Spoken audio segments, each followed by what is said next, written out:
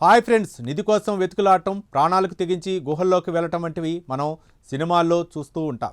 కానీ ఈ భూమి మీద ఒక నిజమైన నిధి ఉంది. దాన్ని దక్కించుకోవాలని గత 200 ఏళ్లుగా కొన్ని వందల మంది ప్రయత్నిస్తున్నారు.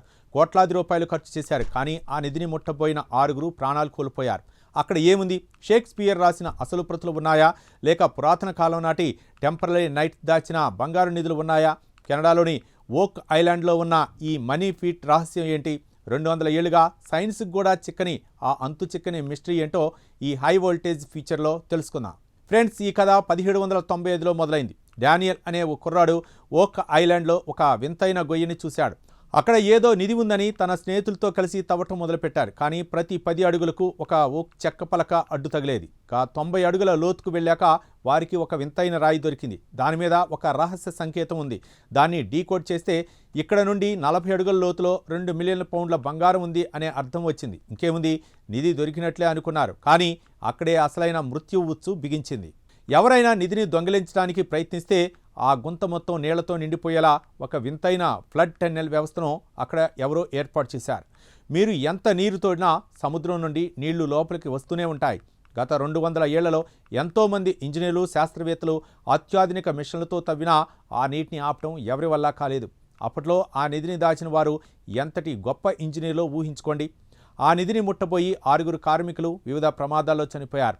అక్కడ ఉన్న శాపం ప్రకారం 7వ వ్యక్తి చనిపోతేనే ఆ నిధి బయటపడుతుందని ఒక భయంకరమైన నమ్మకం ఉంది. ప్రస్తుతం రికీ మార్టిలాగిన అనే 2 సోదరులు ఈ నిధి కోసం వేల కోట్ల రూపాయలు ఖర్చు చేస్తున్నారు. వీరు చేస్తున్న ఈ అన్వేషణ ది కర్స్ ఆఫ్ ఓక్ ఐలాండ్ పేరుతో ప్రపంచవ్యాప్తంగా ప్రసిద్ధి చెందింది.